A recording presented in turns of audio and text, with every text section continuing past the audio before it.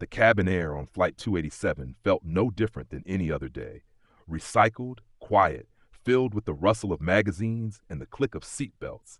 But for Tom Johnson, the moment he stepped onto the plane, the atmosphere seemed to tighten. He wasn't loud. He wasn't dressed in anything flashy.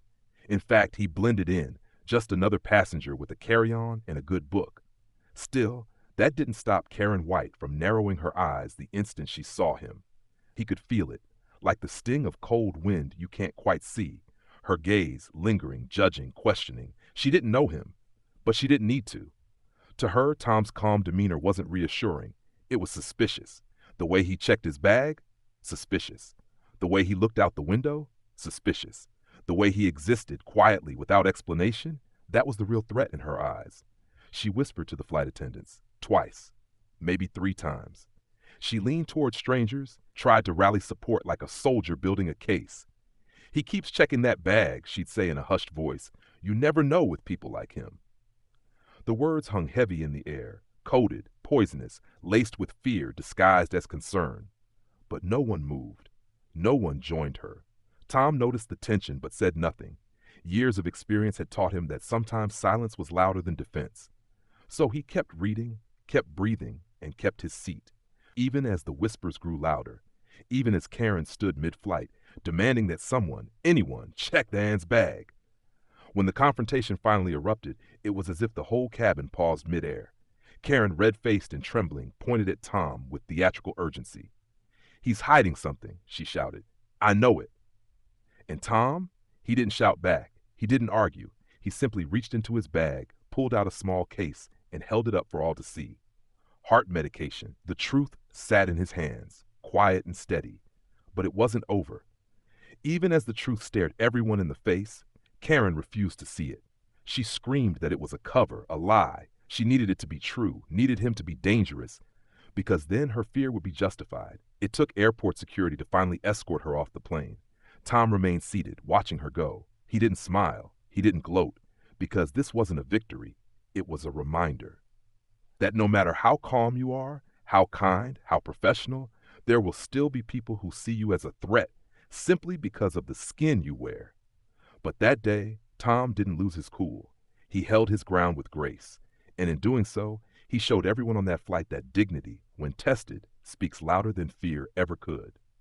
At 35,000 feet in the sky, with clouds brushing the wings of Flight 287, one woman's obsession threatened to upend the quiet hum of a routine journey. Her name was Karen White, and from the moment the boarding door closed, her eyes had never left one man, Tom Johnson. To everyone else, Tom was just another passenger in seat 18C.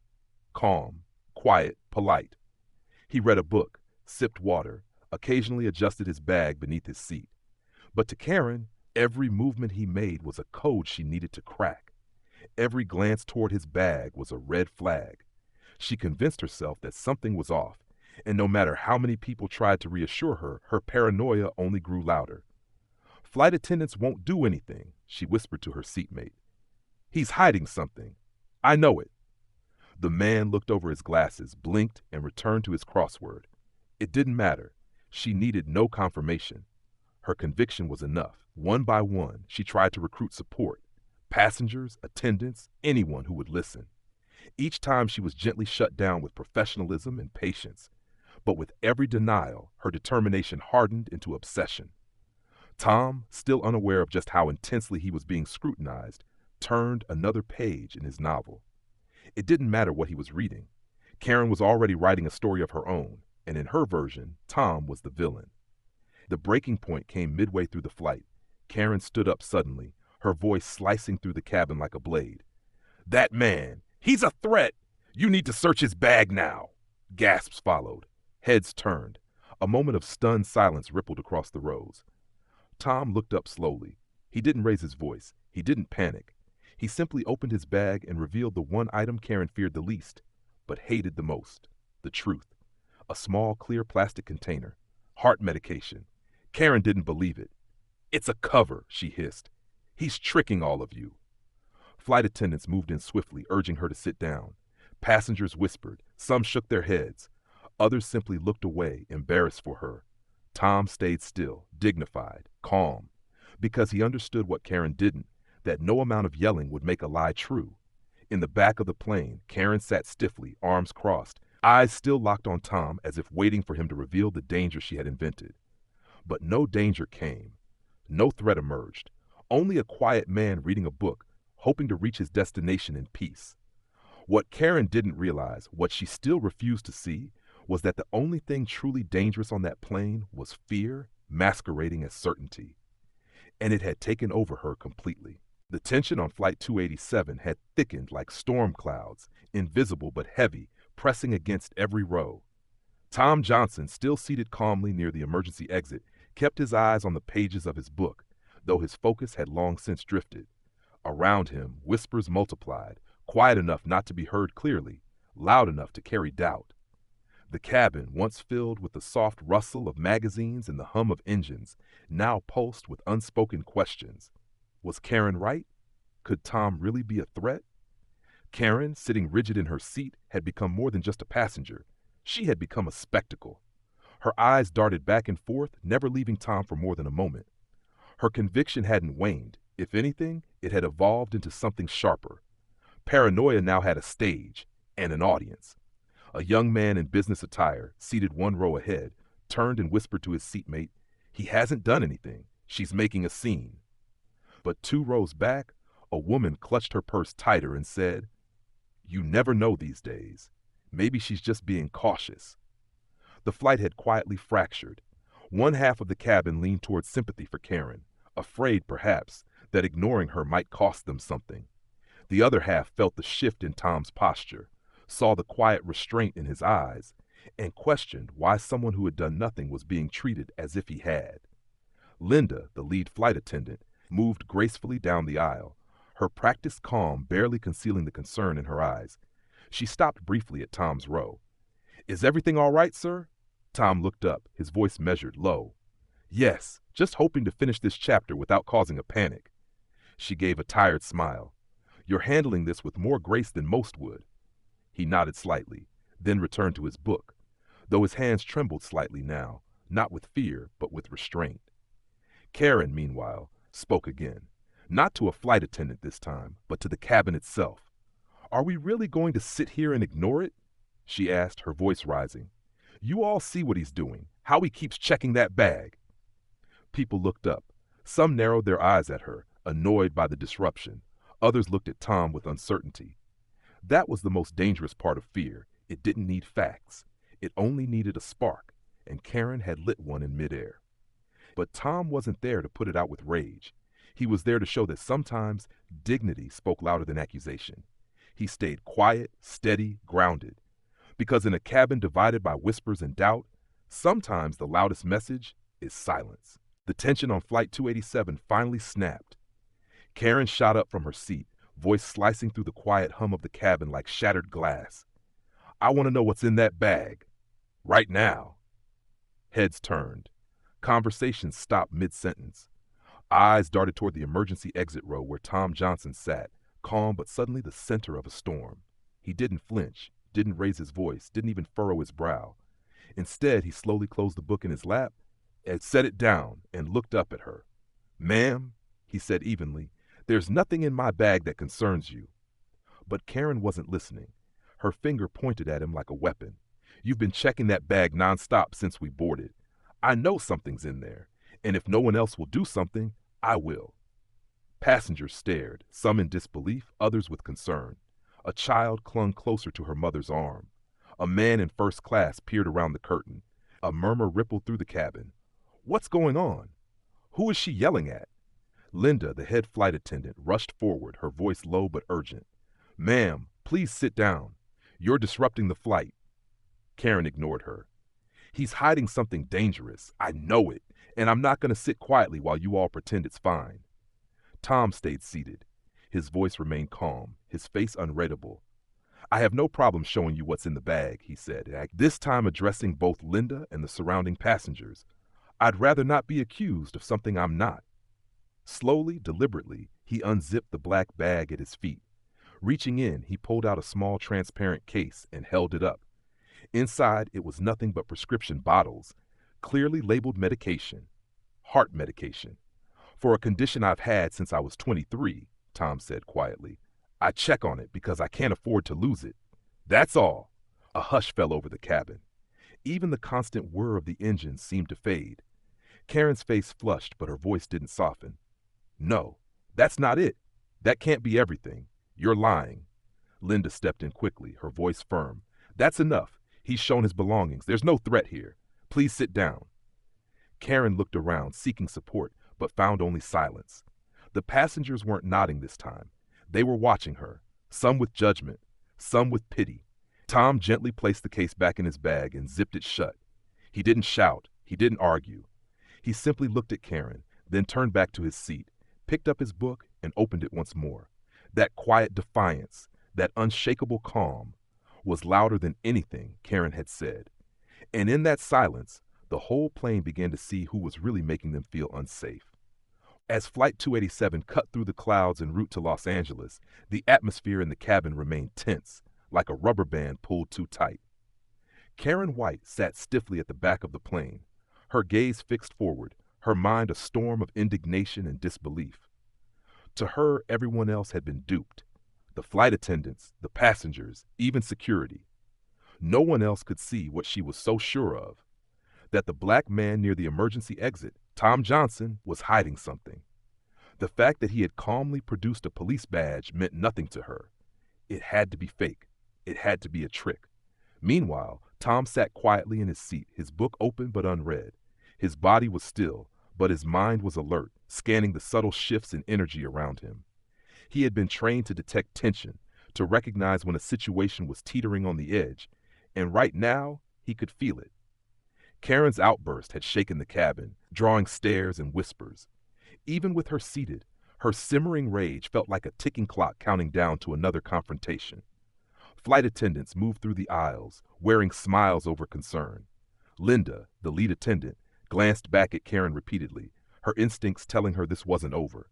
Jim, her colleague, stood posted near the rear, watching Karen like a hawk, ready to intervene at the slightest sign. An hour passed. The plane dipped gently as the captain announced their descent into Los Angeles. The tension in the cabin seemed to lift slightly, but not completely. Linda approached Karen one last time, her voice low and steady. "Ma'am, please stay calm. We're almost there." Karen's reply was a venom-laced whisper. "This isn't over." As the wheels touched down and the plane taxied to the gate, passengers breathed a collective sigh of relief. But for the flight crew, the job wasn't done. Airport security had already been alerted. When the cabin doors opened, 2 uniformed officers stepped in, moving quietly toward the back. Karen's eyes widened in disbelief as they stopped at her row. "Ma'am, we need you to come with us," one said firmly. "We'd like to speak with you about the incident on board." "You're arresting the wrong person," she shouted, pointing toward Tom. "He's the one you should be taking." But it was no use. The cabin had seen everything. The judgment in the passenger's eyes wasn't aimed at Tom. It was now firmly fixed on her. As she was escorted off the plane, her protest faded into the noise of the terminal. Tom remained seated until the last passenger exited. He stood, calm as ever, and quietly made his way off the plane, a man who had endured the storm with grace, dignity, and unshakable calm. As Flight 287 began its final descent into Los Angeles, the hum of the engines was no longer the loudest sound in the cabin. It was the tension.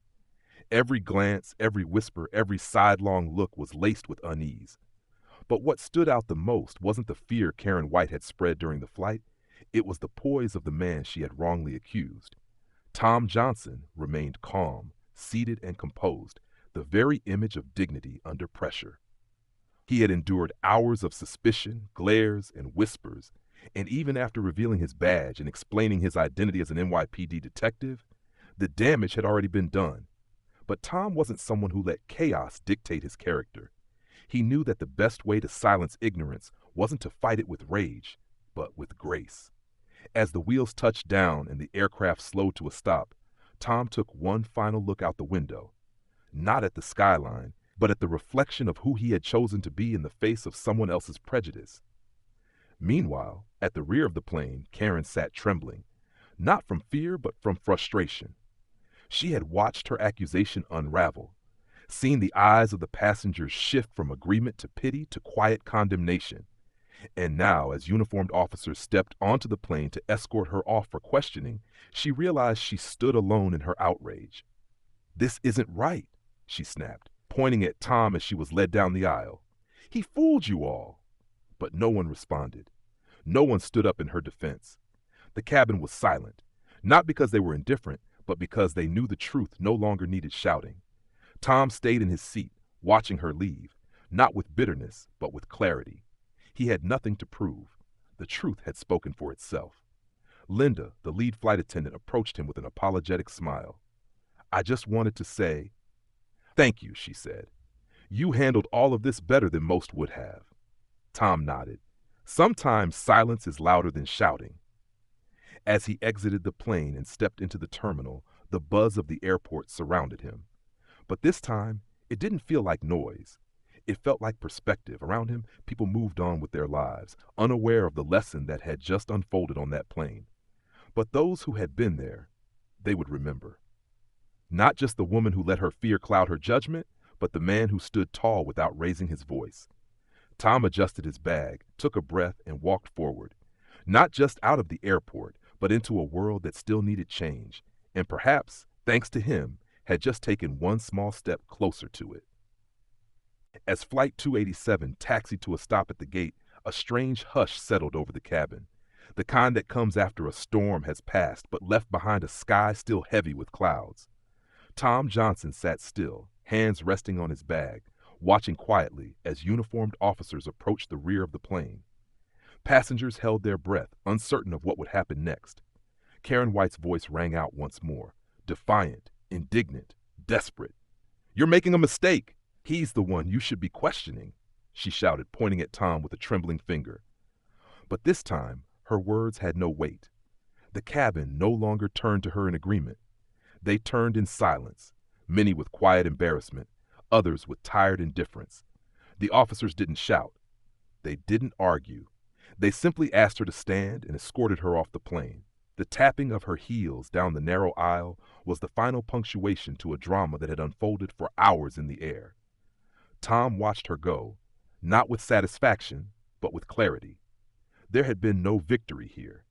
Just another reminder of how easily fear could twist into false certainty, and how the cost of that certainty often fell on the shoulders of those who least deserved it. Once she was gone, Linda, the flight attendant, approached him. Her voice was low but sincere. "Mr. Johnson," she said, her eyes softening, "I want to apologize again. I know it wasn't easy." Tom gave her a tired smile. "You did your job, and I did mine," staying calm. But inside he carried the weight of the moment, the accusatory eyes, the whispered doubts, the assumptions built on nothing but skin and silence. He had weathered it all without raising his voice, because he knew that when you're always presumed guilty, your greatest defense is grace. As passengers disembarked, many passed him with quick glances, some apologetic, some awkward. A few offered quiet nods of respect. No words were spoken, but something had shifted. And then a girl, no more than 12, walked past with her mother, then suddenly turned back. She looked at Tom, wide-eyed, and said softly, "You stayed calm. I want to be like that." Tom blinked, then smiled. That's a good place to start. Outside in the terminal, Karen was being questioned. Her voice was no longer commanding. It was shrinking under the weight of her own actions. Meanwhile, Tom stepped forward into the airport, into the city, into the world that so often demanded him to prove himself just to be believed. But today, he hadn't just proven himself. He had reminded everyone watching that courage doesn't always roar. Sometimes it simply sits still and tells the truth without ever needing to raise its voice. And that truth had echoed louder than any accusation ever could. The hum of the airport was both comforting and numbing. As Tom Johnson stepped off Flight 287 and into the terminal, it felt like surfacing after holding his breath for far too long. Around him, passengers from the flight filtered out, some chatting nervously, others throwing him quick, apologetic glances before hurrying on. But Tom didn't rush. He moved with quiet purpose, every step a release of the weight he'd carried for the past few hours. Behind him, security officers were leading Karen White away. Her voice had faded now, no longer shrill and defiant, but tired, confused. Her protests barely registered with the crowd anymore. The woman who had tried to make him a villain was now being questioned in a side corridor, her accusations unraveling like thread in the hands of reality. Tom didn't watch. He didn't need to. He had already lived that confrontation and survived it with dignity intact. At baggage claim, Tom stood still, letting the carousel spin as other travelers reached for their bags. He stared at the moving belts, the flashing lights, the monotony of it all, and felt the silence settle in again. But it wasn't peace. Not yet. Because even though the flight was over, the story was just beginning. Moments later, Linda approached him. She was off duty now, her blazer loosened, her hair slightly frayed from a long day. "Mr. Johnson," she said quietly, "I just wanted to say thank you for how you handled everything." Tom looked at her and gave a soft nod. "You held it together too. Not everyone would have done that." She hesitated, then asked, "Are you all right?" He paused. It was such a simple question, but the answer was layered. "I've been through worse," he said, "but it doesn't get easier being judged before you've said a word." Linda nodded slowly, eyes heavy with understanding. "We'll be filing a full report. Airport authorities will follow up, but I just want you to know, I believe you handled it better than most could have." Tom offered a half smile. "I wasn't trying to be brave. I just wanted to read my book." With that, they parted. Not dramatically, just like two people returning to different worlds. As Tom exited the airport, the sun was beginning to set over Los Angeles. The light filtered through the terminal windows, casting long shadows across the floor. He stepped outside and took a deep breath, feeling the warm air on his face. He hadn't shouted. He hadn't fought. He hadn't needed to. Because truth, when carried with calm and conviction, speaks loud enough for itself. And while Karen's fear may have made the most noise on that plane, it was Tom's restraint, his strength, and his quiet integrity that would echo long after the flight had landed. The sterile walls of LAX echoed with the steady rhythm of luggage wheels and tired footsteps. But amid the crowd of travelers, one story hadn't ended with the landing.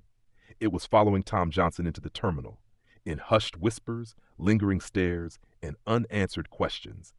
As he passed through the gates, a few passengers slowed down near him, offering hesitant smiles or nods of acknowledgement. Some looked embarrassed, others relieved. Tom wasn't surprised. The truth, once revealed, had a way of rearranging the entire narrative. And on Flight 287, that truth had come in the form of his badge.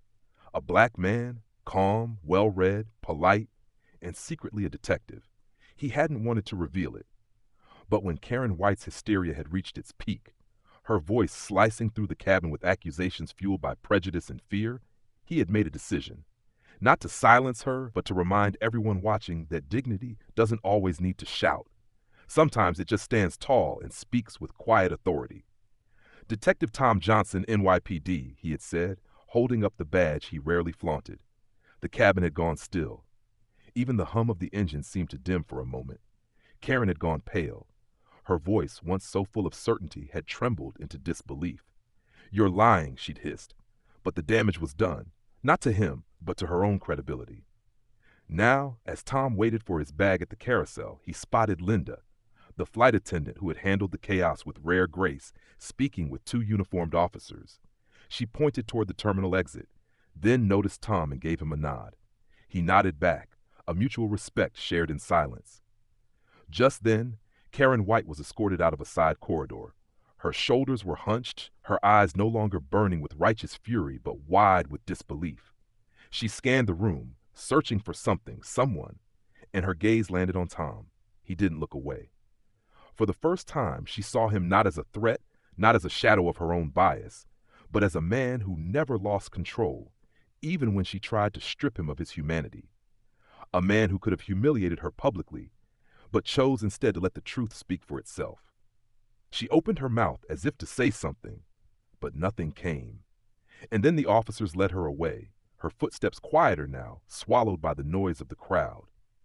Tom turned toward the exit. The case he was flying to LA for awaited, but so did something more important. The reminder that people don't always need to raise their voice to be heard.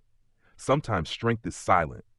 Sometimes justice wears a calm face and carries a badge in its pocket, waiting for the moment the world is finally ready to listen. And Tom Johnson knew. Today, that moment had arrived.